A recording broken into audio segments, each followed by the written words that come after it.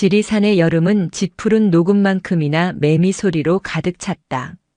수백, 수천 마리가 한꺼번에 울어대는 소리는 마치 거대한 산 전체가 숨을 쉬며 우는 것처럼 송암사의 낡은 기왓장 사이사이를 파고들었다. 7살 동자승 원각의 땀방울이 땡볕에 반들반들한 머리를 타고 또르르 굴러 귓바퀴를 적셨다. 원각아, 풀 다 뽑았느냐? 멀리서 공양주 보살의 목소리가 들려왔지만 원각은 대답할 생각이 없었다. 그의 눈은 지금 잡초가 아니라 잡초보다 훨씬 더 흥미로운 것을 좇고 있었다. 금빛으로 반짝이는 실잠자리 한 마리. 원각은 자기도 모르게 숨을 죽이고 발뒤꿈치를 들었다. 회색 승복 바지를 훌쩍 걷어올린 맨발이 뜨거운 흙바닥을 사뿐히 밟았다. 거기 섰거라. 마치 자신을 놀리듯 실잠자리는 원각의 손이 닿을 듯 말 듯한 거리에서 뱅그르르 날아오르더니 이내 계곡 쪽으로 방향을 틀었다. 원각의 발도 망설임 없이 그 뒤를 따랐다. 어른 스님들이 늘 위험하다고 깊다고 말씀하시는 뒷계곡이었다. 하지만 지금 원각의 머릿속에는 오직 저 금빛 날개뿐이었다. 계곡물은 얼음장처럼 차가웠다. 원각은 바위에 신나게 부딪혀 하얀 포마를 일으키는 물살을 보며 잠시 망설였다. 실잠자리는 건너편 이끼 낀 바위 위에 사뿐히 내려앉아 있었다. 흡! 짧은 기압과 함께 원각은 징검다리의 첫 번째 돌을 밟았다. 미끄러웠다. 두 번째 돌을 밟았을 때였다. 발밑에 돌이 있기 때문에 비단처럼 미끄러웠다. 아! 짧은 비명과 함께 작은 몸이 균형을 잃고 차가운 물속으로 곤두박질 쳤다. 매미 소리가 순간 멎는 듯 했다. 머리까지 물에 잠겼던 원각이 숨을 몰아쉬며 물 밖으로 고개를 내밀었다. 전신을 찌르는 듯한 냉기에 온몸이 부르르 떨렸다. 실잠자리는 이미 날아가고 없었다. 아이 차가워. 옷 다 젖었네. 눈물이 핑 돌았다. 젖은 옷을 입고 돌아가면 공양주 보살에게 단단히 혼이 날 터였다. 원각은 훌쩍이며 물에서 빠져나오려다 얕은 물속 바닥에서 무언가 기이한 빛을 내뿜는 것을 발견했다. 그것은 돌멩이였다. 하지만 보통의 돌멩이가 아니었다. 계곡 바닥의 다른 돌들은 모두 젖은 쥐색이거나 칙칙한 갈색이었지만 오직 그것 하나만이 물살 속에서 스스로 빛을 내는 듯 했다. 마치 깊은 밤하늘의 가장 푸른 조각을 떼어다 물속에 박아둔 것 같았다. 원각은 홀린 듯 손을 뻗었다. 손가락 끝이 돌멩이에 닿는 순간 원각은 이상한 느낌에 움찔했다. 돌멩이는 물의 냉기와는 다른 기묘하게 매끄럽고 단단한 감촉을 전해왔다. 원각은 돌멩이를 조심스럽게 쥐어 물 밖으로 꺼냈다. 햇살이 돌멩이에 닿자 원각은 저도 모르게 눈을 가늘게 떴다. 믿을 수 없는 광경이었다. 돌멩이는 햇빛을 머금자 더욱 영롱한 푸른 빛을 뿜어냈다. 표면은 오랜 세월 물에 씻겨 어떠한 모서리도 없이 완벽하게 둥글었다. 손안에 쏙 들어오는 크기. 그 완벽한 푸른색과 매끄러움. 예쁘다. 탄성이 터져나왔다. 원각은 심장이 쿵, 쿵, 쿵 세차게 울리는 것을 느꼈다. 이것은 세상 그 어떤 것과도 비교할 수 없는 아름다움이었다. 이것은 자신만이 발견한 보물이었다. 원각은 재빨리 주위를 둘러보았다. 아무도 없었다. 짙은 숲과 시끄러운 매미 소리뿐. 원각은 젖은 승복 소매 깊숙이 돌멩이를 밀어넣었다. 차가운 돌멩이가 팔뚝에 닿았다. 그것은 원각의 생애 첫 비밀이자 첫 소유물이었다. 그날 저녁 공양 시간. 원각은 밥알을 씹는지 흙을 씹는지 알 수 없었다. 평소 좋아하던 무조림에도 손이 가지 않았다. 그의 모든 신경은 오직 왼쪽 소매 속에 감춰진 돌멩이에 쏠려 있었다. 혹시나 떨어뜨리지는 않을까? 누군가 튀어나온 소매를 보고 무엇이냐고 묻지는 않을까? 원각아, 낮고 부드러운 목소리에 원각의 어깨가 화들짝 튀어올랐다. 고개를 드니 주지 스님인 고요가 옅은 미소로 원각을 바라보고 있었다. 고요 스님은 아무 말 없이 원각의 텅 빈 바루밥 그릇과 그가 꼭 쥐고 있는 왼쪽 소매를 번갈아 보았다. 오늘은 계곡물이 꽤나 차가웠나 보구나. 옷이 아직 눅눅하다. 원각의 얼굴이 새하얗게 질렸다. 그게 넘어졌느냐? 그래서 무얼 주었느냐? 고요 스님의 눈은 모든 것을 꿰뚫어 보는 듯 했다. 원각은 숨이 턱 막혔다. 주었다고? 어떻게 하셨지? 아무것도 줍지 않았습니다. 원각은 자기도 모르게 목소리를 높였다. 공양간의 모든 눈길이 순간 그에게로 향했다. 원각은 고개를 숙였다. 왼쪽 팔이 마비되는 것처럼 저려왔다. 돌멩이를 너무 꽉 쥔 탓이었다. 고요 스님은 더는 묻지 않았다. 그저 조용히 다시 바로의 시선을 돌릴 뿐이었다. 그날 밤 모두가 잠든 방 안에서 원각은 잠들지 못했다. 이불 속에서 몰래 돌멩이를 꺼냈다. 희미한 달빛이 창호지를 뚫고 들어와 돌멩이를 비췄다. 돌멩이는 어둠 속에서도 여전히 신비로운 푸른 빛을 은은하게 내뿜고 있었다. 원각은 돌멩이를 가슴에 꼭 품었다. 따뜻한 온기가 전해지는 듯 했다. 내 거야. 이건 내 돌멩이야. 그 밤 원각은 처음으로 무언가를 잃어버릴까봐 두려워하며 잠을 설쳤다. 그리고 그 두려움이 얼마나 무거운 것인지 7살 동자승은 아직 알지 못했다. 푸른 돌멩이가 원각의 품으로 들어온 지 사흘째 되는 날. 송암사의 모든 이들은 원각이 단단히 달라졌음을 알아차렸다. 원각아, 또 멍하니 서 있느냐? 물 길어오랬더니. 아침 예불 시간엔 조느라 죽비 수행자를 깨우치기 위해 등을 치는 대나무 막대를 맞았고 마당을 쓸 때는 빗자루질은 하는 둥 마는 둥 온통 정신이 딴 데 팔려 있었다. 함께 놀던 동자승 무심히 다가와도 손사래를 치며 뒷걸음질 쳤다. 원각아, 왜 그래? 어디 아파? 무심히 걱정스레 물으며 원각의 어깨에 손을 얹으려 하자 원각은 기겁하며 소리쳤다. 오지 마. 저리 가. 돌멩이가 들어있는 주머니를 혹시나 무심히 건드릴까봐 원각은 날카롭게 반응했다. 무심은 상처받은 눈으로 원각을 보다 이내 시무룩해져 돌아섰다. 원각은 그 뒷모습을 보며 미안한 마음이 들었지만 주머니 속 돌멩이의 단단한 감촉이 그 마음을 금세 덮어버렸다. 원각은 이제 잠도 편히 자지 못했다. 잠든 사이 누가 돌멩이를 훔쳐갈까봐 뜬 눈으로 밤을 지새우기 일쑤였다. 돌멩이를 품에 안고 자다가도 작은 부스럭 소리만 나면 경기를 일으키듯 눈을 떴다. 맑았던 눈동자엔 붉은 핏발이 서고 동그랗던 뺨은 그새 조금 수척해졌다.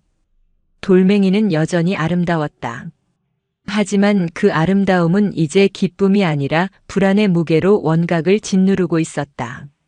원각아, 나를 좀 보겠느냐? 결국 고요 스님이 원각을 불렀다. 주지 스님의 방주지실은 언제나처럼 그윽한 묵향과 차향기로 가득했다. 원각은 가시방석에 앉은 듯 불안했다. 혹시 돌멩이 이야기를 꺼내실까봐, 빼앗지는 않으실까봐 심장이 발뒤꿈치까지 내려앉는 듯 했다. 차를 한잔하마. 고요 스님은 원각의 속을 아는지 모르는지 느릿한 동작으로 찬물을 따랐다. 작은 찻잔에 연두빛 차가 담겼다. 김이 모락모락 피어올랐다. 자, 이 찻잔을 들고 있거라. 원각은 공손하게 두 손으로 찻잔을 받았다. 따뜻한 온기가 손바닥으로 전해졌다. 찬물이 따뜻하냐? 예, 스님. 따뜻합니다. 고요 스님은 고개를 끄덕이고는 창밖을 바라보며 다른 이야기를 시작했다. 어제는 뒷산의 다람쥐가 도토리를 물어다 법당 처마 밑에 숨기는 것을 보았다. 제 딴에는 겨울을 나기 위한 귀한 양식이겠지. 그런데 그놈이 도토리를 숨겨두고는 한시도 그 자리를 뜨지 못하더구나. 다른 다람쥐가 올까봐, 새가 물어갈까봐.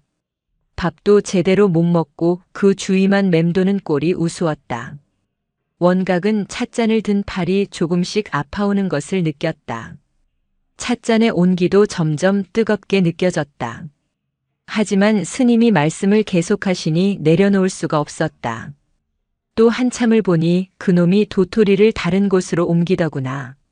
더 안전한 곳을 찾는다면서 말이다. 하지만 거기도 마음에 들지 않았는지 이내 또 다른 곳으로 옮기고 결국 해가 질 때까지 온 산을 헤매며 도토리 하나 때문에 하루를 다 보냈다. 그 도토리가 그 다람쥐에게 기쁨을 주었을까, 고통을 주었을까? 고요 스님은 천천히 원각에게 시선을 돌렸다. 원각은 이제 팔이 부들부들 떨리기 시작했다. 찻잔은 뜨겁다 못해 살을 떼는 것 같았다. 스님 저 찻잔이. 왜 그러느냐? 너무너무 무겁습니다. 그리고 뜨겁습니다. 원각은 금방이라도 찻잔을 놓칠 것 같았다. 고요 스님은 그제야 옅은 미소를 지으며 원각의 손에서 찻잔을 받아 찻상에 내려놓았다. 이상하구나. 이 찻잔은 그리 무겁지도 그리 뜨겁지도 않거늘. 어찌 내게는 그리 무겁고 뜨거웠느냐. 계속 들고 있어서 그랬나 봅니다. 그렇지. 고요 스님이 원각의 눈을 가만히 들여다보았다. 세상의 모든 것이 그러하니라. 아무리 귀하고 아름다운 것이라도 그것을 쥐고 놓지 않으려 하면 그것은 이내 너를 대는 불덩이가 되고 너를 짓누르는 바위덩이가 되는 법이다. 찻잔의 무게는 그대로인데 내가 그것을 가지겠다고 집착하는 순간 고통이 시작되는 게지. 고요 스님은 잠시 말을 멈추었다가 원각의 승복 주머니 쪽을 힐끗 보았다. 내가 품고 있는 그 푸른 돌멩이가 지금 너에게 기쁨을 주느냐, 아니면 너를 짓누르는 무거운 짐이 되었느냐? 내 스스로에게 물어보거라. 원각은 망치로 머리를 한 대 맞은 듯 했다. 스님은 모든 것을 알고 계셨다.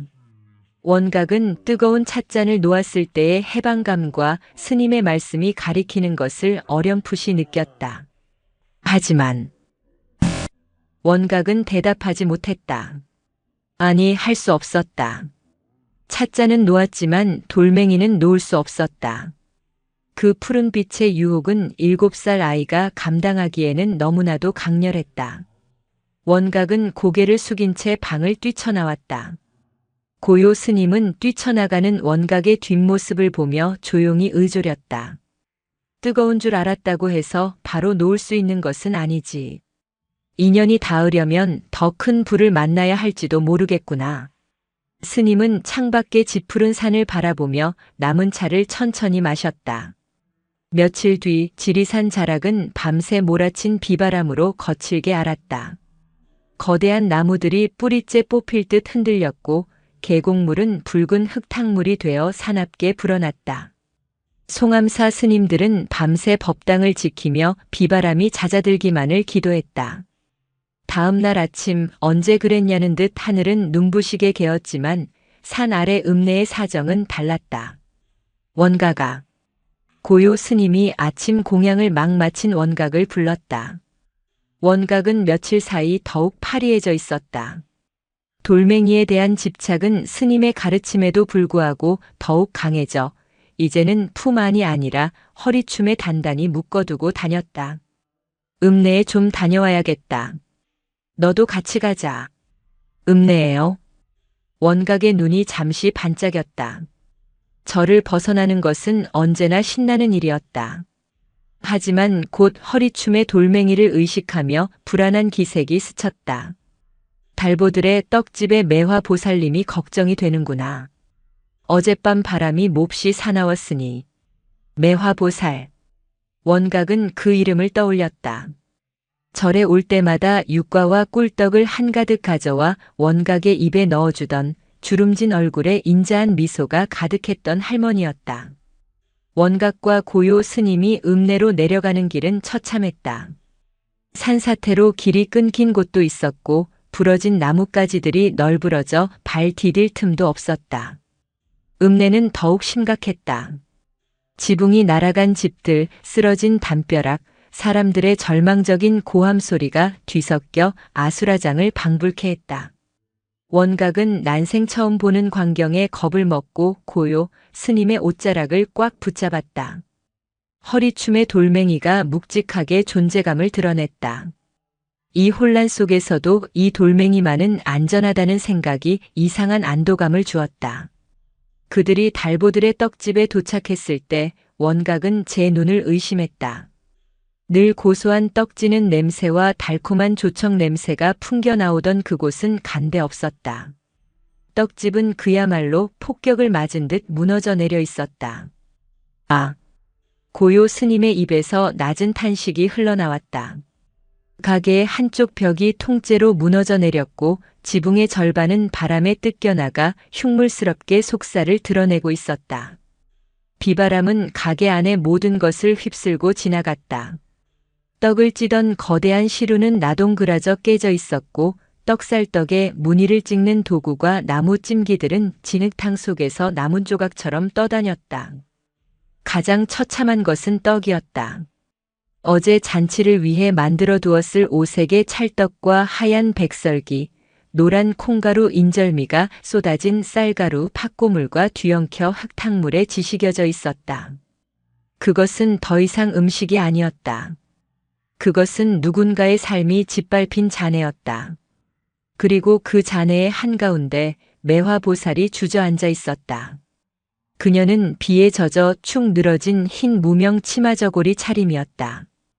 흙탕물에 젖어 엉망이 된 떡 반죽을 망연자실하게 움켜쥐고 있었다.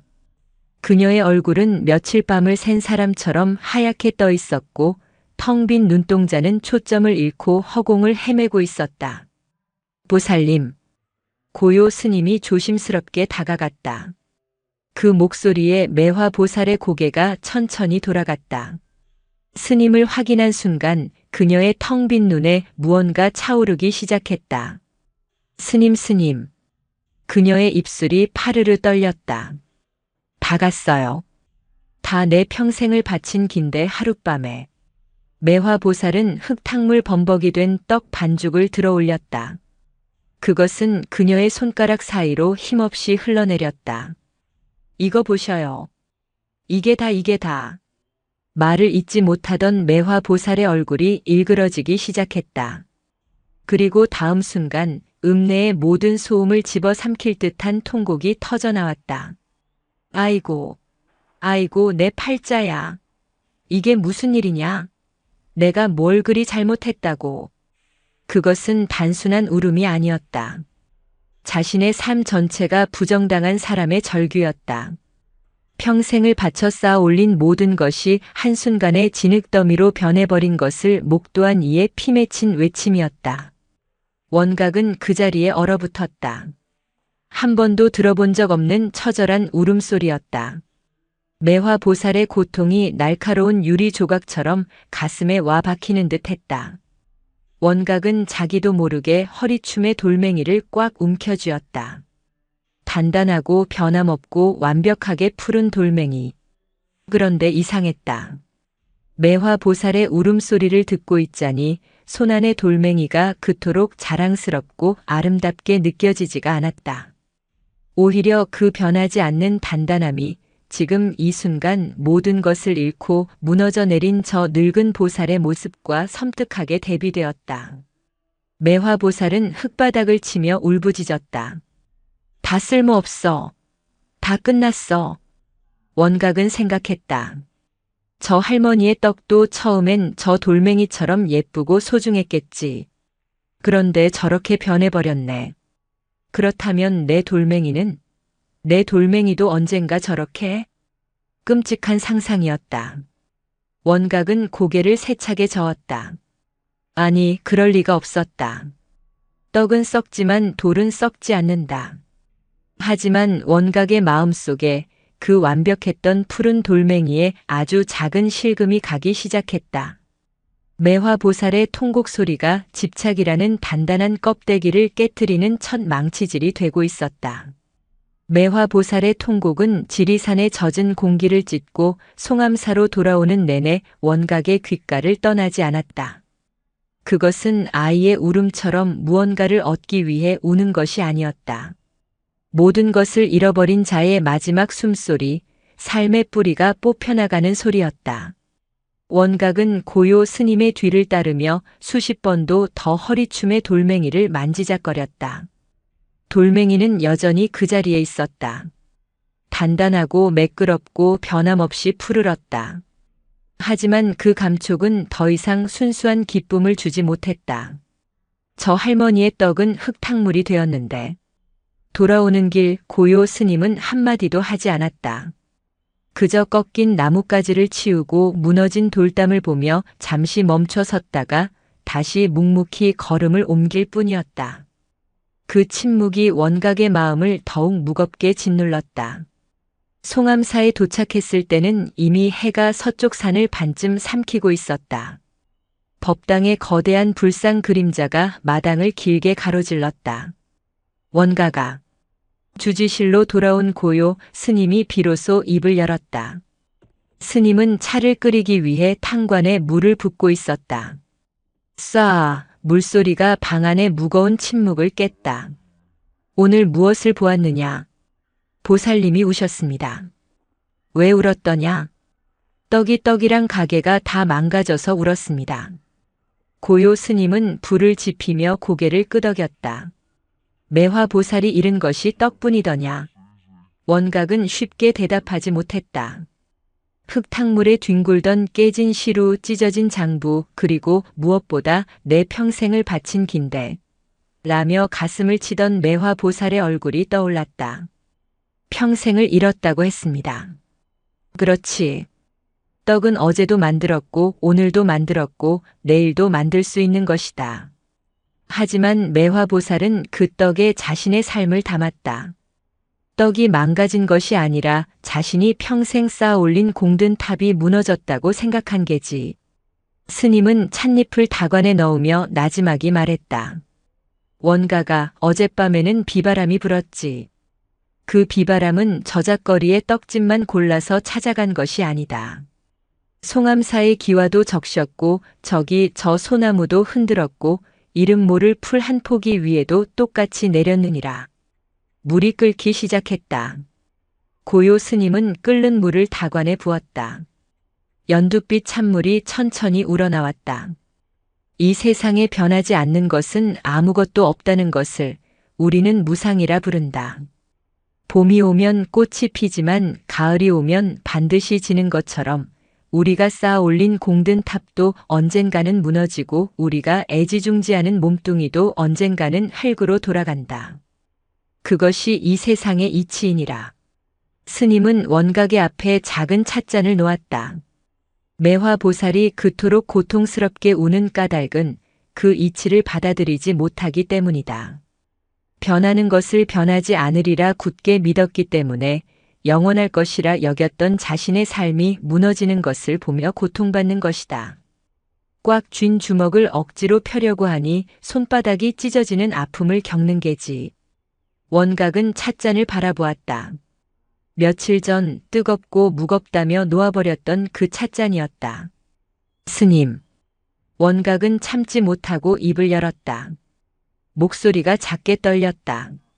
그럼 제 돌멩이도 변합니까?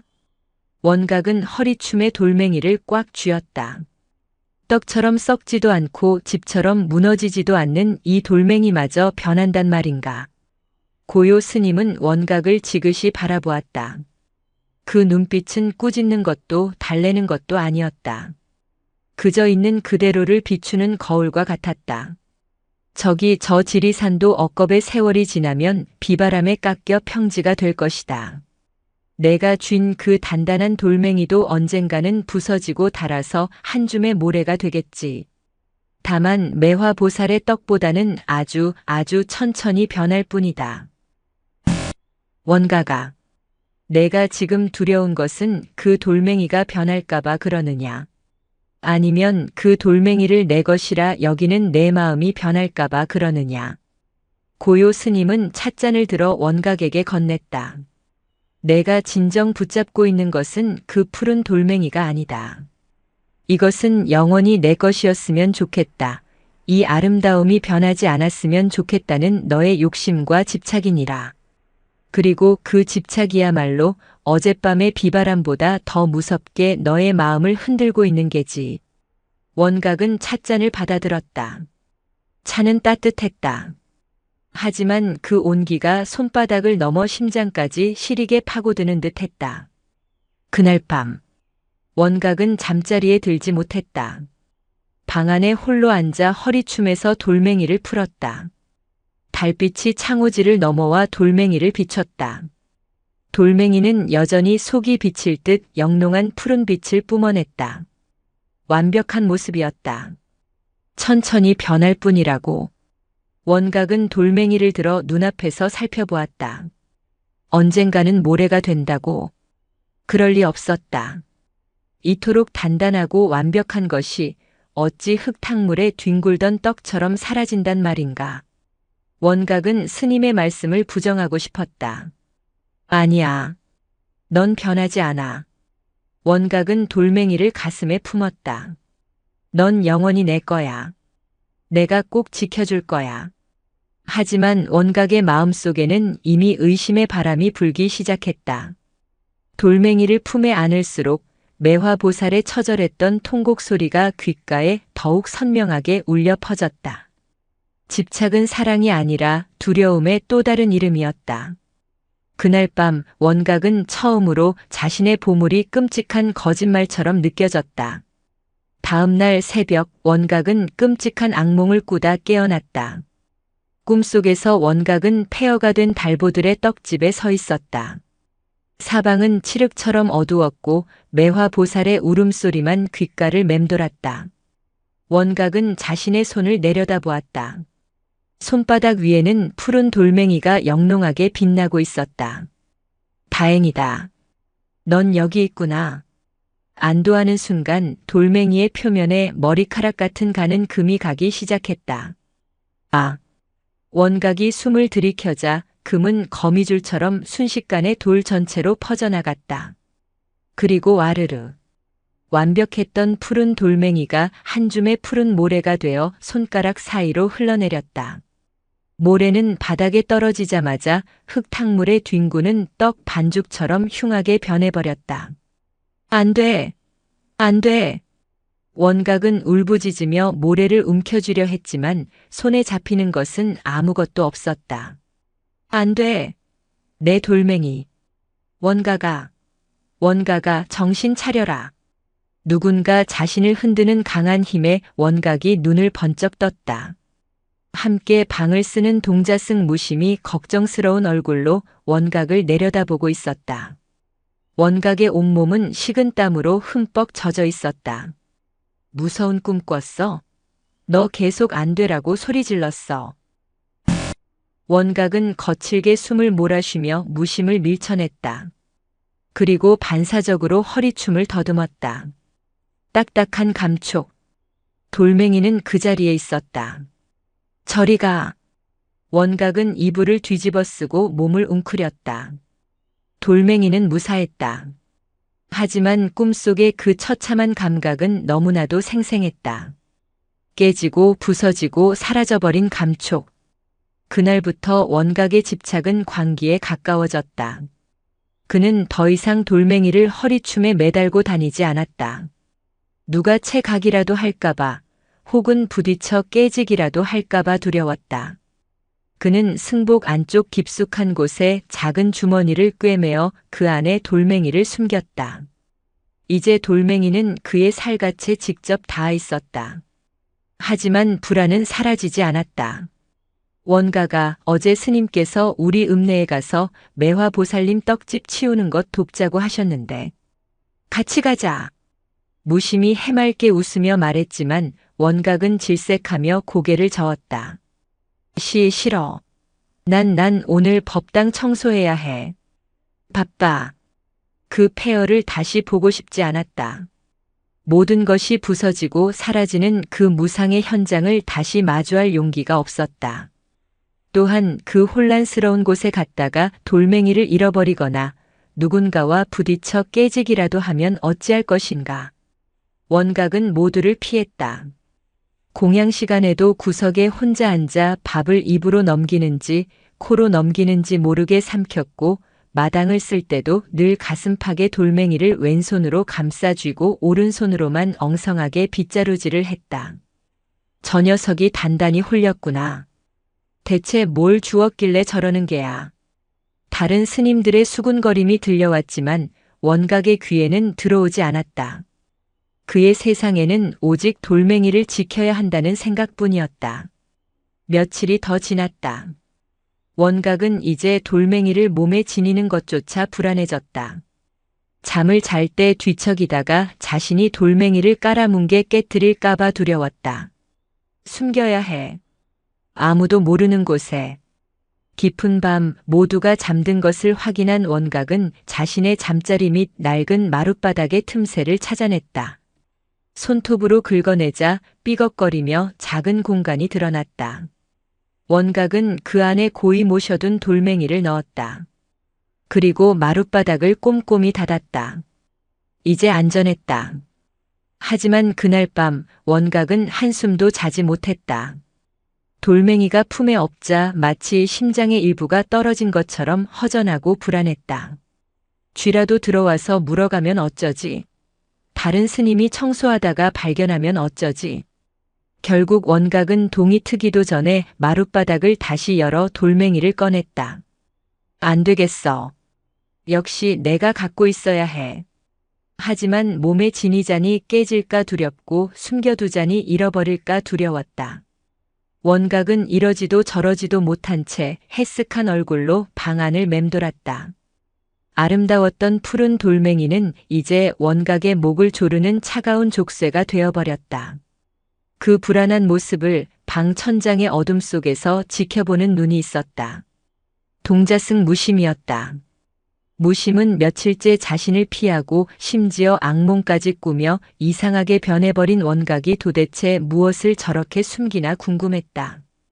그리고 마침내 원각이 마룻바닥에 무언가를 숨기는 것을 똑똑히 보았다. 저것 때문에 원각이가 나랑 안 놀아주는 거야.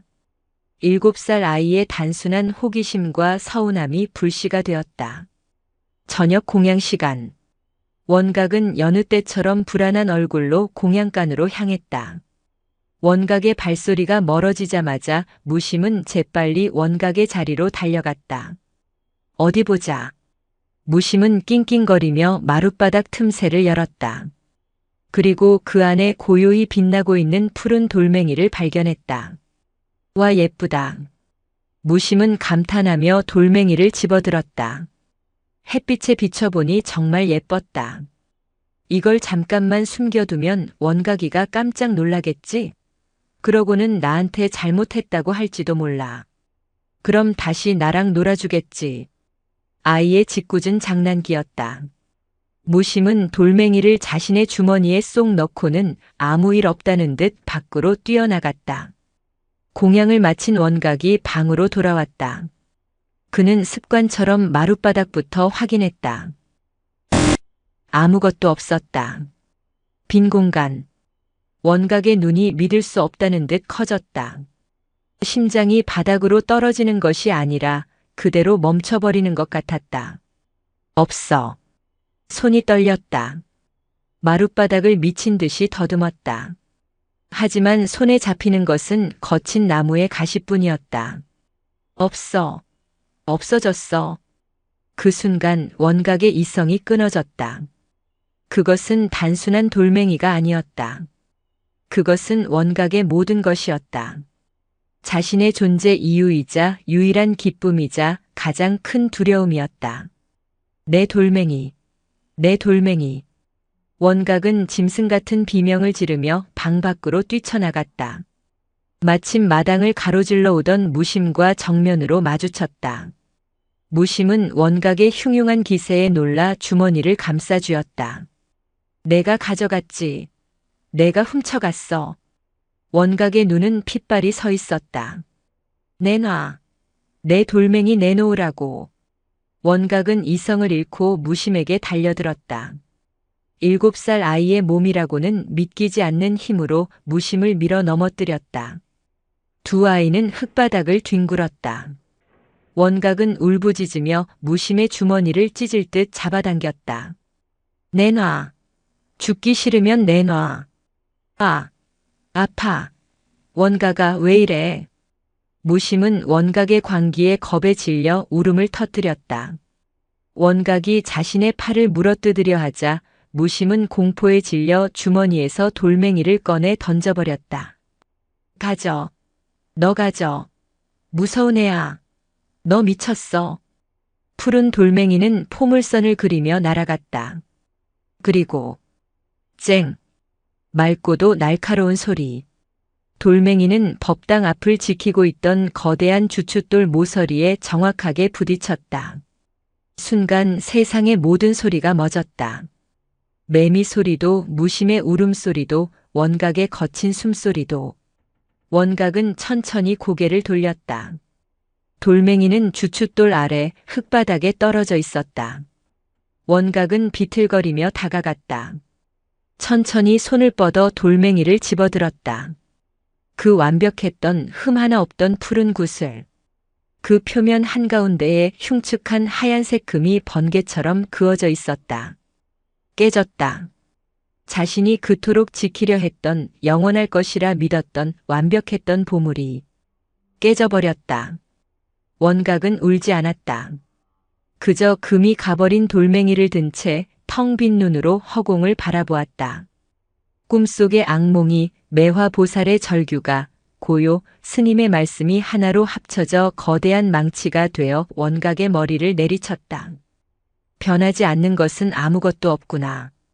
그때였다. 저녁 예불을 준비하러 나오던 고요 스님이 그 광경을 모두 지켜보고 있었다. 스님은 무심을 물어뜯던 원각도 겁에 질려 돌을 던진 무심도 그리고 깨진 돌을 들고 방연자실한 원각도 모두 보고 있었다. 고요 스님은 아무 말 없이 그저 깊은 슬픔과 연민이 담긴 눈으로 원각을 바라보며 나지막이 불렀다. 원각아. 그 부름에 원각의 텅 빈 눈에서 비로소 뜨거운 눈물이 뺨을 타고 흘러내렸다. 시간이 멈춘 듯 했다. 원각은 깨진 돌멩이를 손바닥에 올려놓은 채 미동도 하지 않았다. 흉터처럼 선명한 하얀 금은 원각이 그토록 부정하려 했던 진실을 비웃듯 드러내고 있었다. 흑흑. 한쪽 구석에서 무심히 겁에 질려 흐느끼고 있었다. 원각의 광기 어린 모습에 충격을 받은 듯 했다. 고요 스님은 그런 무심에게 다가가 부드럽게 어깨를 감쌌다. 무심아, 괜찮다. 놀랐을 테니 그만 방에 들어가 있거라. 무심은 눈물 콧물 범벅이 된 얼굴로 원각을 힐끔 쳐다보더니 이내 도망치듯 방으로 뛰어들어갔다. 마당에는 이제 원각과 고요 스님 그리고 깨진 돌멩이만 남았다. 고요 스님은 원각에게 다가가지 않았다. 그저 몇 걸음 떨어진 툇마루에 조용히 앉았다. 스님은 아무것도 묻지 않았다. 그저 함께 침묵을 지켜주었다. 법당 처마 끝에 매달린 풍경이 늦여름 바람에 맑은 소리를 냈다. 얼마나 지났을까? 원각이 텅 빈 목소리로 먼저 입을 열었다. 깨졌습니다, 스님. 그러하구나. 고요 스님의 대답은 덤덤했다. 이제 안 예쁩니다. 흠이 생겼습니다. 그러하냐? 무심이가 던져서 깨졌습니다. 원망이 섞인 목소리였다. 아직은 남 탓을 하고 싶은 마음이었다. 고요 스님은 그 마음을 가만히 들여다보았다. 돌이 깨진 것이 무심이 탓이더냐? 무심이가 돌을 훔쳤으니 무심이 탓이 아닙니까? 원각이 고개를 돌려 스님을 쏘아보았다. 고요 스님은 옅은 미소를 지었다. 무심이가 돌을 훔치게 만든 것은 무엇이냐? 내가 돌 때문에 친구를 피하고 밥도 제대로 먹지 않고 매일 밤 불안에 떨며 돌을 숨기는 것을 보았기 때문이 아니냐? 그렇다면 돌 때문에 친구를 밀치고 물어뜯으며 빼앗으려 한 너의 그 무서운 마음이 돌을 깨트린 것이냐? 아니면 애초에 그 돌멩이 하나에 영원한 아름다움이라는 이름을 붙이고 내 것이라 올가맨 너의 첫 마음이 이 모든 것을 만든 것이냐. 고요 스님의 목소리는 조용했지만 그 어떤 죽비보다 아프게 원각의 마음을 내리쳤다. 원각은 대답할 수 없었다. 무심히를 탓했다. 하지만 무심히를 그렇게 만든 것은 자신이었다. 자신을 탓했다. 하지만 자신을 그렇게 만든 것은 돌멩이였다. 돌멩이를 탓했다. 하지만 돌멩이는 그저 그 자리에 있었을 뿐이었다. 원각은 자신의 손을 내려다보았다. 무심히를 밀치고 물어뜯으려 했던 손. 그리고 지금은 깨진 돌멩이를 쥐고 있는 손. 그제야 원각은 깨달았다. 고요 스님이 찻잔을 들고 있으라 했을 때 찻잔이 무겁고 뜨거웠던 이유를. 매화보살이 떡이 아니라 평생을 잃었다고 울부짖었던 이유를. 모든 고통은 가지려는 마음에서 시작되었다. 돌멩이가 자신을 행복하게 해준 것이 아니었다. 돌멩이를 잃어버릴까봐 두려워하는 마음이 자신을 불행하게 했다. 돌멩이가 자신을 외롭게 한 것이 아니었다. 돌멩이를 지키려는 마음이 친구를 밀어냈다. 돌멩이가 자신을 폭력적으로 만든 것이 아니었다. 돌멩이에 집착하는 마음이 자신을 괴물로 만들었다. 스님. 원각의 목소리가 터져나왔다. 이번에는 원망이 아닌 깊은 참회의 울음이었다. 제가 무서웠습니다. 돌멩이가 없어질까봐 깨질까봐 매일매일 무서웠습니다. 그래, 원각아. 고요 스님이 그제야 일어나 원각의 작은 머리를 쓸어주었다. 그것이 바로 집착이니라. 그것이 고통의 뿌리다. 너는 그 돌을 쥔 순간부터 돌이 주는 기쁨이 아니라 그 기쁨을 잃을지도 모른다는 두려움을 함께 쥔 것이다. 그리고 그 두려움이 너를 올가맨 게지. 원각은 흐느끼며 손바닥에 돌멩이를 내려다보았다. 하얀 금. 그토록 완벽했던 돌멩이에 생긴 흠집. 그것은 추한 것이 아니었다. 그것은 이것 또한 영원하지 않다고 말해주는 진실의 목소리였다. 스님의 가르침이었고 매화보살의 눈물이었다. 원각은 눈물을 닦고 자리에서 일어났다.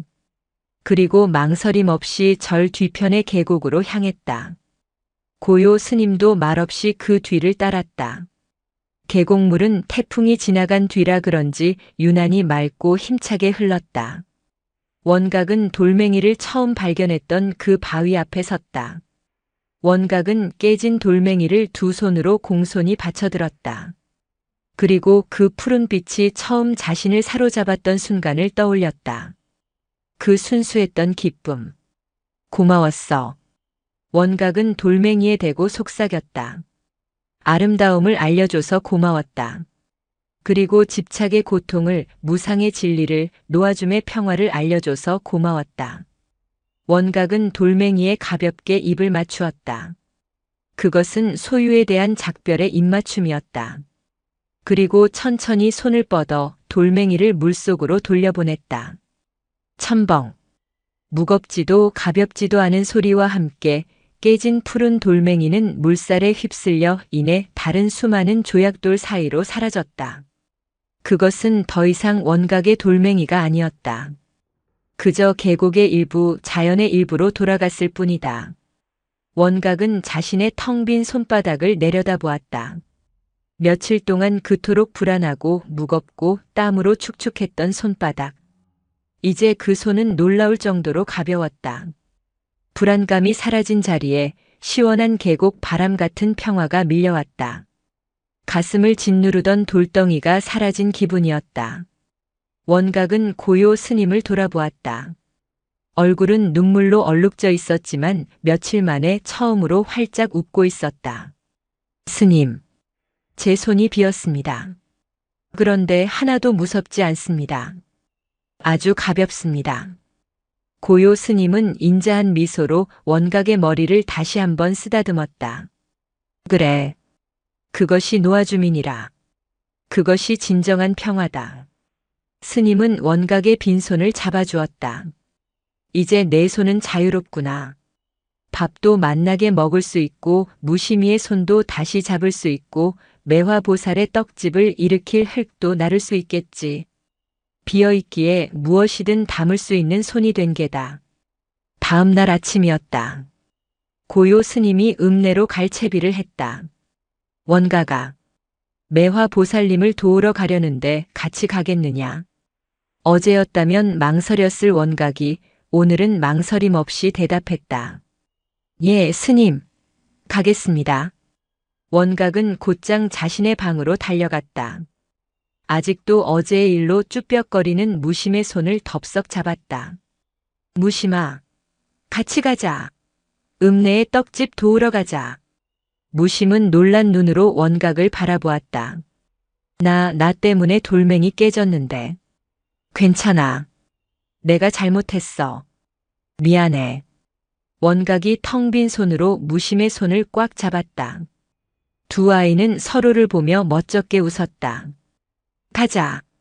두 동자승은 고요 스님을 앞질러 산길을 뛰어내려갔다.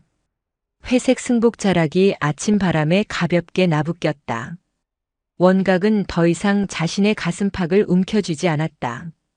대신 시원한 바람을 가슴 깊이 들이마셨다.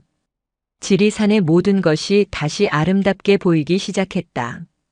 지리산의 아침은 눈이 시리도록 푸르렀다.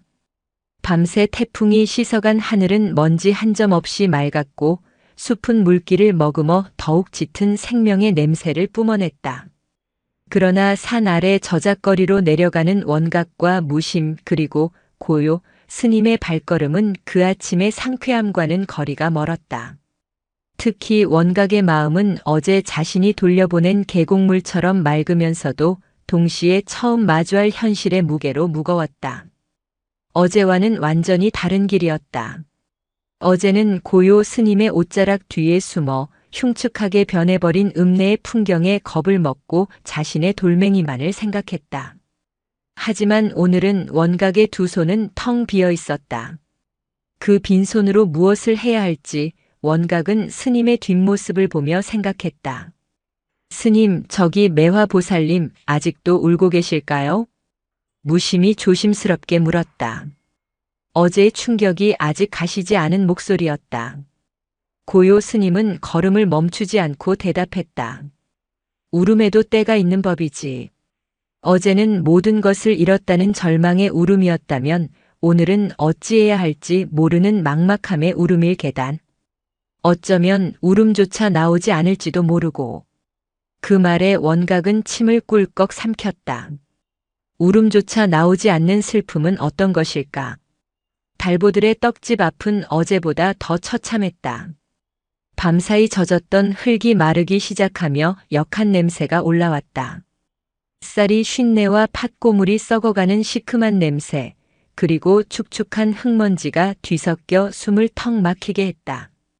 매화보살은 어제 주저앉았던 그 자리에 그대로 있었다. 다만 울부짖지는 않았다. 그녀는 깨진 시루 조각을 멍하니 손에 쥔 채 마치 돌이 되어버린 사람처럼 미동도 하지 않았다. 그녀의 눈은 텅 비어 그 안에는 절망도 슬픔도 심지어 분노도 담겨 있지 않았다. 그저 텅 빈 없음만이 가득했다. 보살님, 저희 왔습니다. 고요 스님이 나직이 불렀다. 매화보살의 고개가 아주 천천히 삐걱거리는 나무문처럼 돌아갔다. 그녀는 스님과 그 뒤에 선 두 동자승을 보았지만 아무런 반응도 보이지 않았다. 마치 살아있는 사람이 아니라 풍경의 일부를 보는 듯 했다. 원각은 그 텅 빈 눈을 마주하는 것이 두려웠다. 자신이 돌멩이를 잃어버렸을 때 그 깨진 틈을 보았을 때의 절망감. 하지만 그것은 아주 잠시였다. 이 늙은 보살의 절망은 그 깊이를 가늠할 수 없는 검은 우물과도 같았다. 고요 스님은 더 말하지 않고 자신의 소매를 걷어붙였다. 그리고는 가장 먼저 진흙탕 속에 반쯤 잠긴 나무 찜기를 향해 걸어 들어갔다. 스님은 주저없이 손을 뻗어 흙탕물에 잠긴 찜기를 건져 올렸다.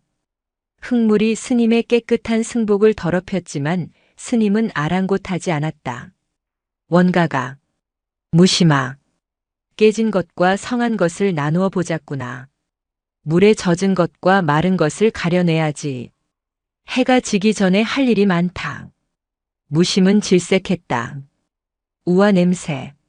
스님, 이거 꼭 저희가 해야 해요? 흙이떡이랑 다 섞여서 이상해요. 그럼 무심아. 저기 저 보살님이 혼자 다 하시겠느냐? 내가 어제 먹었던 그 맛있는 꿀떡이 다 저기서 나온 게다. 밥값을 해야지. 스님의 말에 무심은 입을 삐죽 내밀면서도 마지못해 작은 손으로 흙탕물에 떠다니는 나무 판자를 건져냈다. 원각은 달랐다. 그는 멍하니 서 있는 매화보살을 한 번, 그리고 묵묵히 흙탕물을 뒤지는 스님을 한 번 쳐다보았다. 비어있기에 무엇이든 담을 수 있는 손. 스님의 말씀이 떠올랐다. 원각은 심호흡을 했다. 그리고 매화보살이 앉아있는 바로 앞 가장 엉망이 된 떡 반죽 더미로 다가갔다. 질척거리는 덩어리. 그것은 어제 분명 오색 찬란한 빛깔을 뽐냈을 꿈이었을 것이다. 원각은 두 눈을 질끈 감았다가 뜨고는 그 차갑고 끈적이는 덩어리 속으로 자신의 빈손을 쑥 밀어 넣었다. 기분 나쁜 감촉이 팔뚝까지 전해졌다. 하지만 원각은 손을 빼지 않았다. 손가락 끝에 무언가 딱딱한 것이 걸렸다. 조심스럽게 꺼내보니 그것은 매화보살이 아끼던 자그마한 백자 찻잔이었다. 놀랍게도 깨지지 않았지만 온통 팥고물과 진흙으로 뒤범벅이 되어 있었다. 원각은 잠시 그 찻잔을 바라보았다. 만약 내 돌멩이가 이렇게 더러워졌다면 아마 울면서 닦아냈을 것이다. 잃어버릴까봐, 더러워질까봐 전전긍긍했을 것이다. 하지만 이 찻잔은 원각의 것이 아니었다. 원각은 그저 묵묵히 찻잔을 들고 계곡물로 향했다. 차가운 물에 찻잔을 씻었다. 붉은 팥고물이 씻겨나가고 하얀 속살이 드러났다. 원각은 씻은 찻잔을 들고 매화보살에게 다가갔다. 그리고 그녀의 텅 빈 무릎 위에 조심스럽게 올려놓았다. 보살님, 이거 깨지지 않았습니다. 매화보살의 눈동자가 아주 천천히 움직여 자신의 무릎 위에 놓인 하얀 찻잔을 내려다보았다. 그것은 그녀가 시집 올 때 친정 어머니가 유일하게 쥐어준 것이었다. 매화보살의 마른 입술이 파르르 떨렸다. 그녀는 찻잔을 집어 들려다 이내 흙투성이가 된 자신의 손을 보고는 도로 거두었다. 그리고 다시 고개를 돌려 텅 빈 시선으로 무너진 벽을 바라보았다. 아무런 희망도 보이지 않았다. 원각은 실망하지 않았다. 스님은 그저 할 일을 하자고 하셨다. 원각은 다시 흙탕물 속으로 돌아갔다. 그는 이제 냄새도 질척거리는 감촉도 신경 쓰지 않았다. 그저 묵묵히 손을 놀렸다. 쓸 수 있는 그릇을 골라내고 찢어진 포대를 건져내고 흙에 묻힌 쌀자루를 찾아냈다. 고요 스님은 그런 원각을 말없이 지켜보며 옅은 미소를 지었다. 스님, 이거 보세요. 쌀자루예요. 얼마 지나지 않아 원각이 소리쳤다. 거대한 쌀자루가 흙탕물 속에 잠겨 있었다. 하지만 겉은 젖었어도 지프로 꽁꽁 묶인 안쪽은 어쩌면 무사할지도 몰랐다. 오, 그거 큰일 했구나. 원가가. 어서 이리 무심이랑 같이 당겨보자. 두 동자승과 고요 스님이 힘을 합쳐 쌀자루를 끌어냈다. 묵직했다. 희망의 무게였다. 고요 스님이 젖은 끈을 풀어 헤쳤다. 안타깝게도 절반 이상이 흙탕물을 먹어 퉁퉁 불어 있었다. 하지만 이런, 아깝구나. 떡은 못하겠다. 하지만 고요 스님은 젖은 쌀을 한 움큼 쥐어보았다. 죽은 술 수 있겠어. 이 정도면 읍내 사람들이 다 같이 한 끼는 먹겠구나. 죽이요? 그렇지.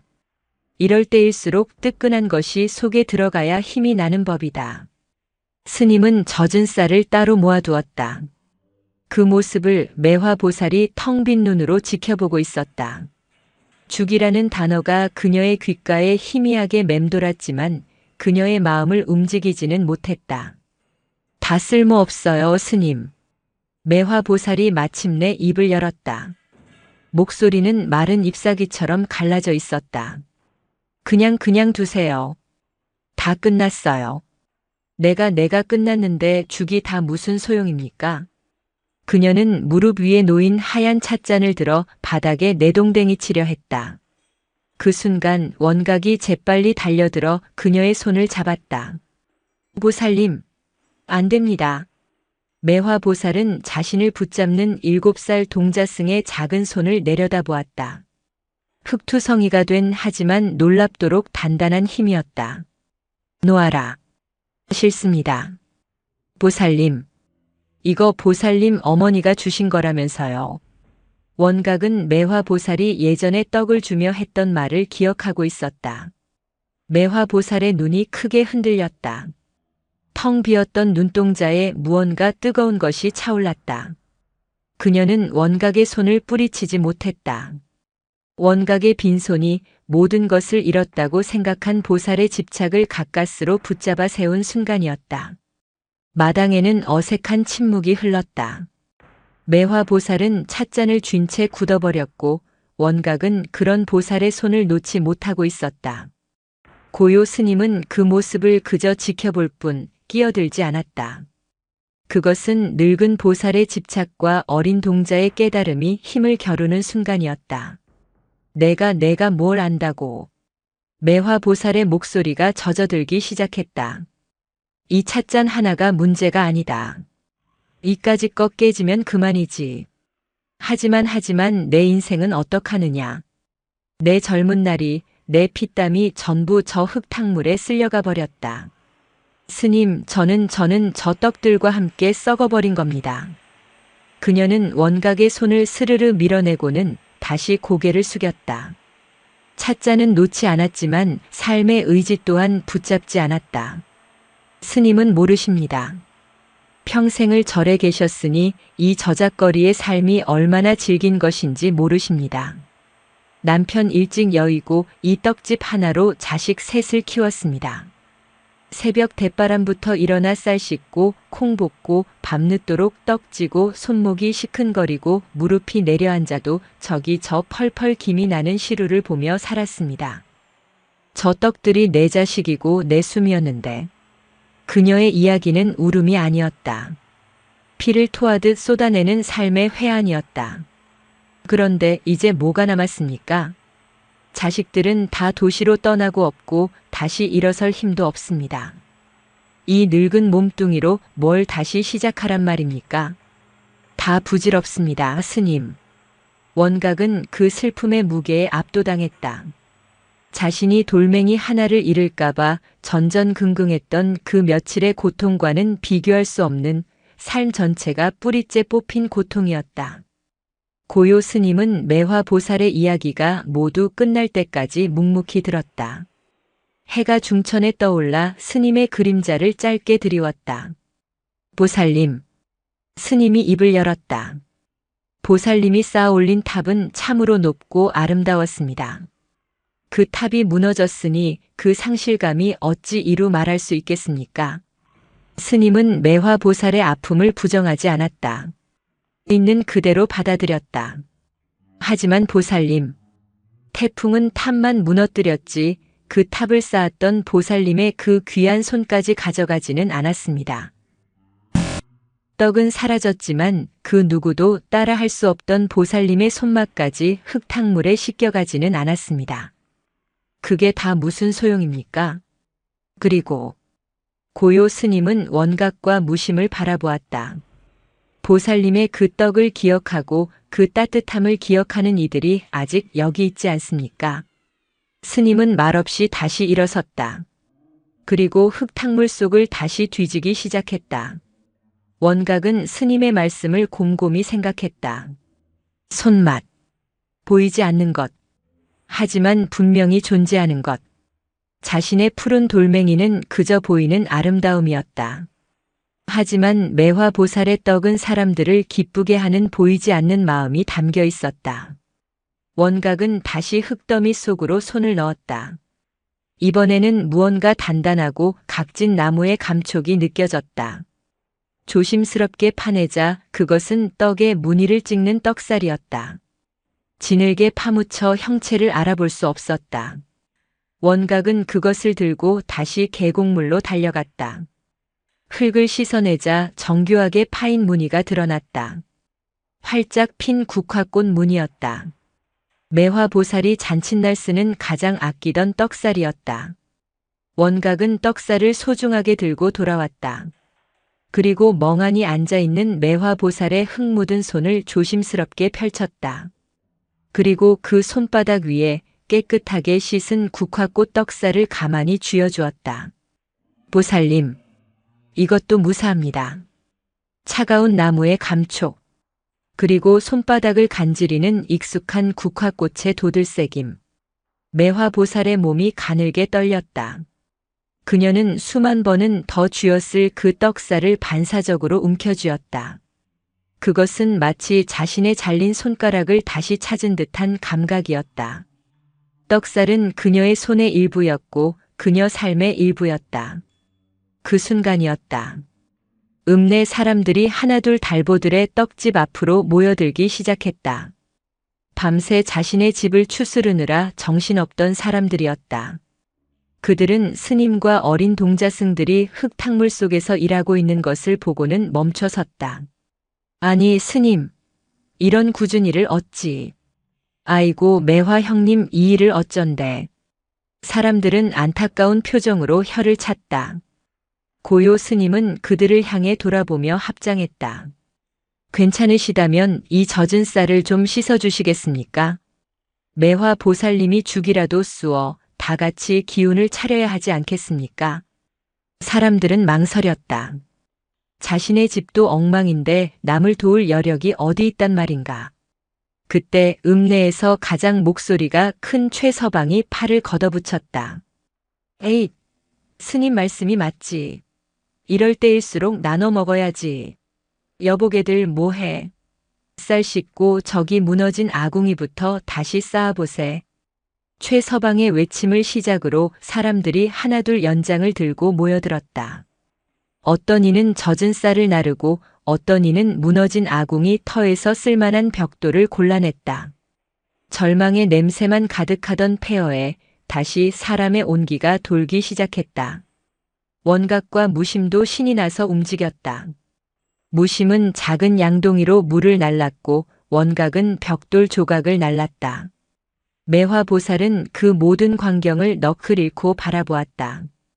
흙탕물 속에서 쌀을 씻는 이웃들, 자신의 떡집을 다시 세우겠다고 땀 흘리는 사람들, 그리고 그 중심에 서서 묵묵히 벽돌을 나르는 고요 스님과 그 옆을 종종거리며 뛰어다니는 원각.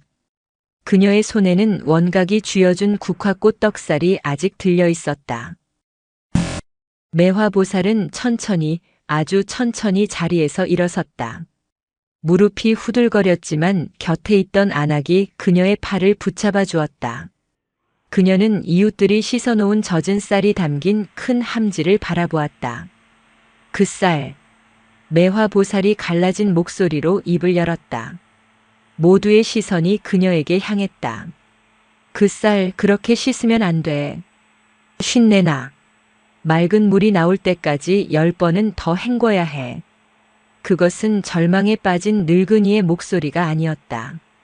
그것은 수십 년간 달보들의 떡집을 지켜온 주인의 목소리였다. 고요 스님이 그제야 원각을 바라보며 아주 깊고 따뜻한 미소를 지어 보였다.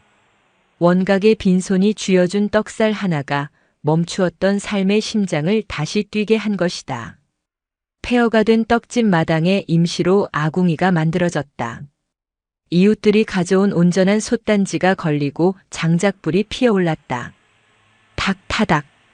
불꽃이 튀는 소리는 마치 멈췄던 심장이 다시 뛰는 소리처럼 들렸다.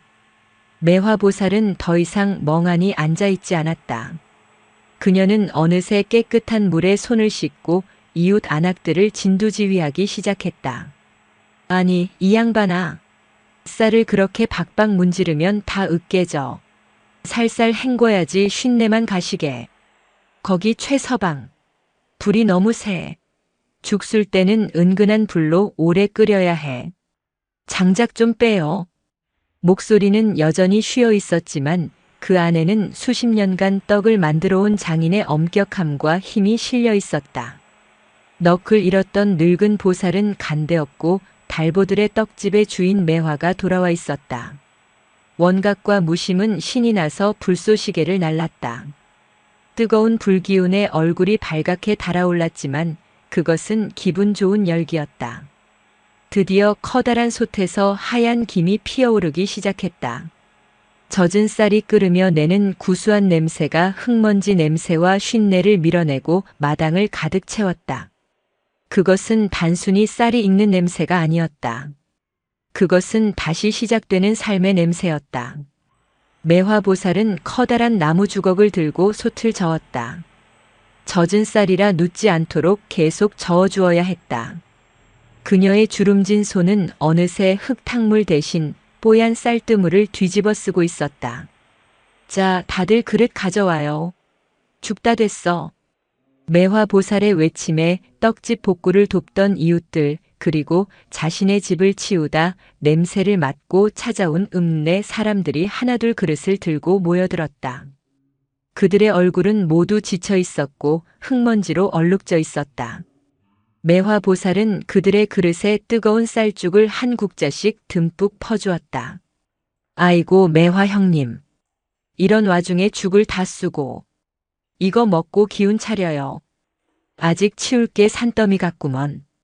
그녀는 자신의 모든 것을 잃었지만 지금 이 순간만큼은 다시 떡집의 주인으로서 사람들에게 주는 사람이 되었다.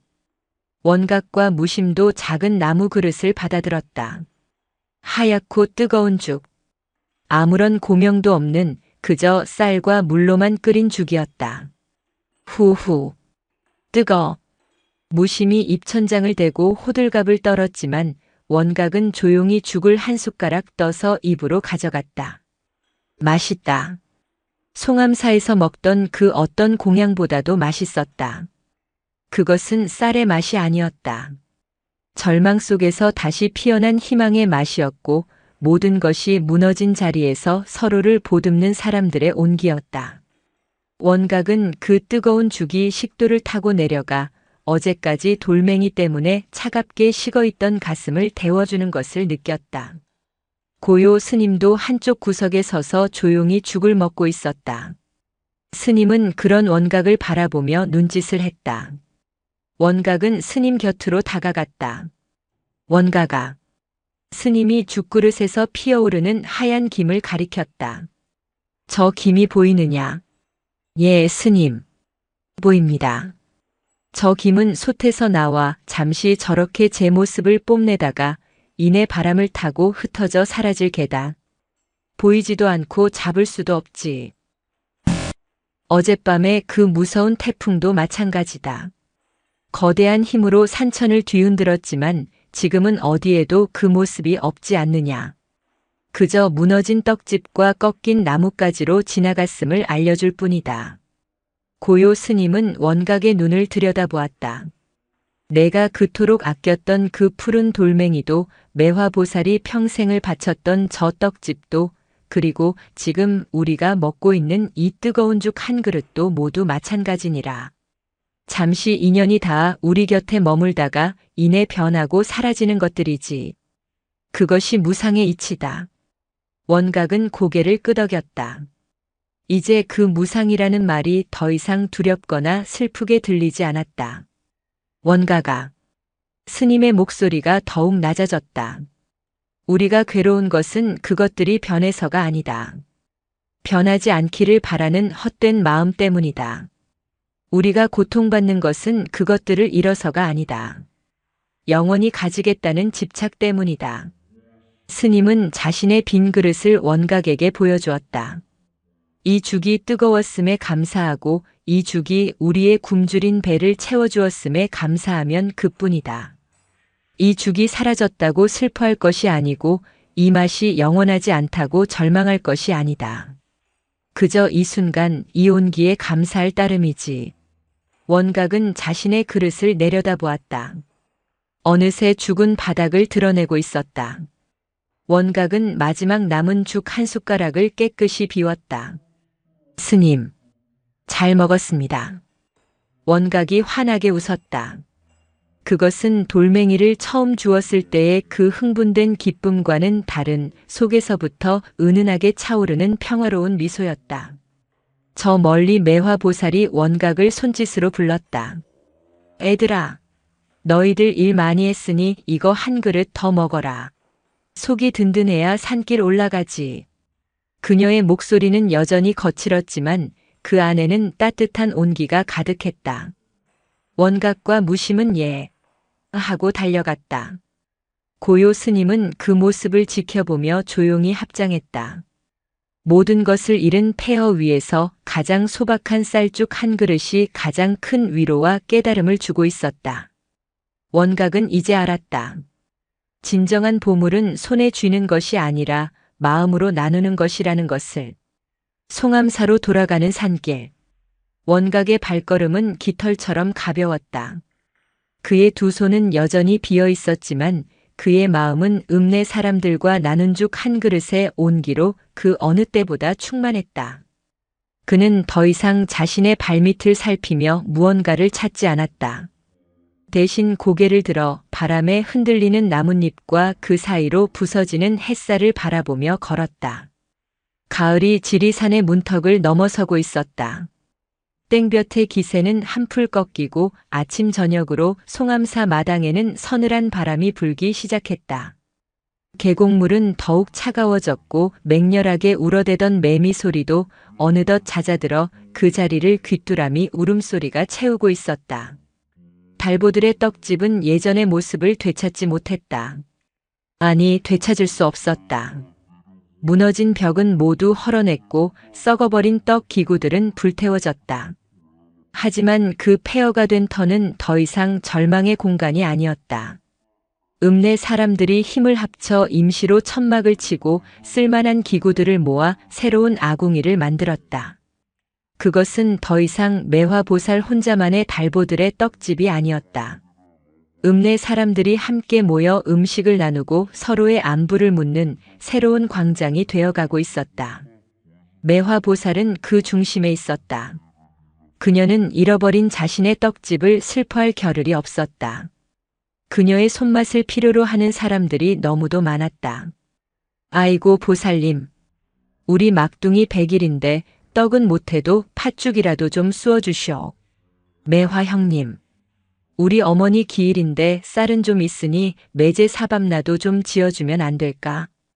그녀는 예전처럼 화려한 오색떡을 만들지는 못했다. 하지만 그녀는 자신이 가진 것으로 가장 정성스러운 음식을 만들어 사람들과 나누었다. 그녀의 손에 들려있던 국화꽃 떡살은 이제 떡이 아니라 사람들의 마음을 다독이는 도구가 되어 있었다. 원각과 무심도 일주일에 2번은 꼭 읍내에 내려왔다. 처음에는 고요 스님의 심부름이었지만 이제는 두 아이가 스스로 자청한 일이었다. 보살님, 저희 왔어요. 원각의 목소리는 낭낭했다. 그는 더 이상 읍내의 흙먼지를 두려워하지 않았다. 원각은 익숙하게 팔을 걷어붙이고 쌀 씻을 물을 길어왔다. 무심은 아궁이에 불을 뗄 마른 장작을 날랐다. 아이고, 우리 스님들 오셨네. 매화보살이 환한 웃음으로 아이들을 맞았다. 그녀의 얼굴에는 깊은 주름이 패였고 재난의 흔적으로 여전히 그늘이 져 있었지만 텅 비어있던 그녀의 눈에는 따뜻한 온기가 돌고 있었다. 원가가, 오늘은 콩 볶는 것 좀 도와다오. 콩가루가 다 떨어졌구나. 예. 보살님. 원각은 커다란 가마솥 앞에 앉아 나무 주걱으로 콩을 볶기 시작했다. 타닥타닥. 고소한 냄새가 천막 안에 퍼져나갔다. 원각은 콩 한 알 한 알이 뜨거운 불 위에서 춤추며 익어가는 것을 가만히 지켜보았다. 예전의 자신이라면 이 콩을 볶는 일이 지루하고 힘들었을 것이다. 하지만 지금 원각은 이 콩들이 모여 누군가의 배고픔을 달래줄 고소한 콩가루가 될 것을 알고 있었다. 변하는구나. 생콩이 볶은 콩이 되고 콩이 콩가루가 되고 콩가루가 떡고물이 되는 과정. 그것은 매화보살의 떡집이 폐허가 되었다가 다시 광장이 되는 과정과 다르지 않았다. 모든 것은 변하고 흘러갔다. 한참 동안 묵묵히 콩을 볶던 원각에게 매화보살이 다가왔다. 그녀는 김이 모락모락 나는 하얀 떡 한 조각을 내밀었다. 쌀죽을 끓이고 남은 쌀로 만든 아무런 고명도 없는 투박한 절편이었다. 자, 먹어라. 땀 흘리고 일했으니 배고플 게다. 감사합니다. 원각은 절편을 받아 한 입 베어 물었다. 달콤한 꿀도 고소한 콩가루도 없었지만 따뜻하고 쫄깃했다. 쌀 본연의 단맛이 입안에 퍼졌다. 보살님, 왜 그러냐? 세상에서 제일 맛있는 떡입니다. 매화보살은 원각의 말을 듣고 잠시 멈칫했다. 그리고는 이내 주름진 눈가에 웃음이 번졌다. 그녀는 원각의 땀으로 반들반들한 머리를 쓰다듬어 주었다. 이 녀석 입은 살아가지고. 그래, 많이 먹어라. 내가 그날 그 국화 떡살만 안 찾아줬으면 나는 이 떡 맛을 영영 잊어버렸을 게다. 고맙다, 원각아. 원각은 그저 웃었다. 그는 자신의 빈손이 누군가에게 다시 시작할 용기라는 떡살을 쥐어줄 수 있었음을 깨달았다.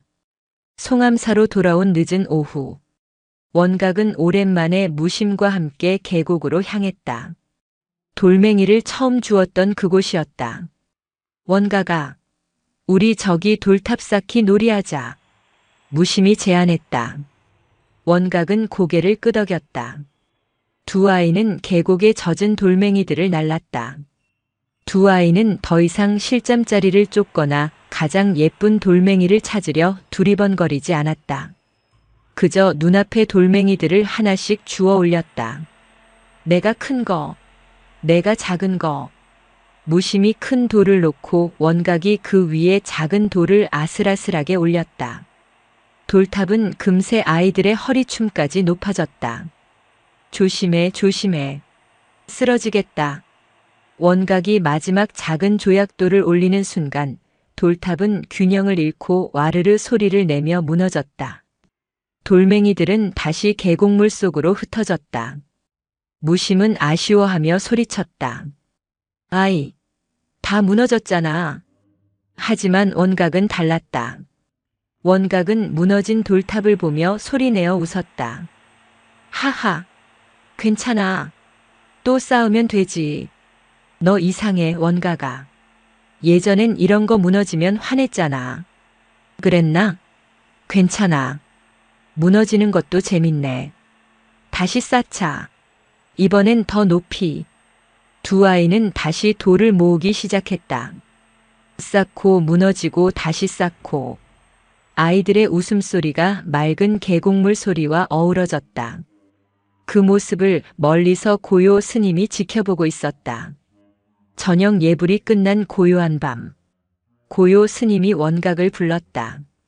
스님은 주지실 툇마루에 앉아 둥근 달을 바라보고 있었다. 원각아, 이리 와서 앉거라. 예, 스님. 원각은 스님의 옆에 조용히 앉았다. 풀벌레 소리가 마당을 가득 채웠다. 요즘은 잠을 잘 자느냐? 예, 스님.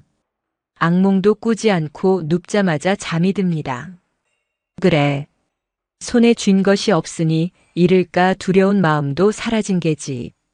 스님은 잠시 달을 바라보다가 원각에게 물었다. 원각아, 너는 아직도 계곡에서 보았던 그 푸른 돌멩이가 이 세상에서 가장 예쁜 돌멩이라 생각하느냐? 원각은 스님의 질문에 잠시 생각에 잠겼다. 그는 자신의 두 손바닥을 가만히 내려다보았다. 콩을 볶고 물을 깃고 돌탑을 쌓느라 작은 흠집과 굳은 살이 박인 손이었다. 그리고 원각은 고개를 들어 스님과 함께 휘영청 밝은 달을 바라보았다. 스님, 이르거라. 푸른 돌멩이는 참 예뻤습니다. 하지만 깨질까봐 무서웠습니다. 매화 보살님의 국화 떡살도 예뻤습니다. 하지만 그것은 보살님이 다시 일어설 수 있게 해주었습니다. 오늘 읍내에서 먹은 하얀 절편은 예쁘지는 않았지만 세상에서 제일 맛있었습니다. 원각은 숨을 한번 고르고 맑은 눈으로 스님을 바라보았다. 이제 알겠습니다, 스님. 가장 예쁜 돌멩이는 손에 쥘 수 없는 것이었습니다. 손에 쥐려 하면 저를 아프게 했습니다. 하지만 원각은 자신의 가슴에 조용히 손을 얹었다. 놓아주고 나니 달빛도 예쁘고 저기 저 풀벌레 소리도 예쁘고 땀 흘리고 먹는 떡 맛도 예쁘다는 것을 알았습니다. 가장 예쁜 돌멩이는 계곡 물속이 아니라 제 마음속에 있었습니다. 비워야만 볼 수 있는 것이었습니다. 고요 스님은 아무 말도 하지 않았다. 그저 달빛을 등진 얼굴에 깊고 환한 미소가 번졌다. 스님은 일어나 법당 처마 끝에 매달린 풍경을 바라보았다. 가을바람이 불어왔다. 땡, 땡, 맑고 청아한 소리가 울려 퍼졌다. 그 소리는 잠시 머물다 이내 어두운 산속으로 저 멀리 읍내에 잠든 사람들 곁으로 그리고 원각의 가슴 속으로 스며들어 사라졌다. 원각은 두 눈을 감았다. 빈손으로 합장했다. 텅 비었기에 모든 것을 담을 수 있는 아이의 마음 위로 바람에 실려온 풍경 소리가 가장 아름다운 푸른빛으로 반짝이고 있었다.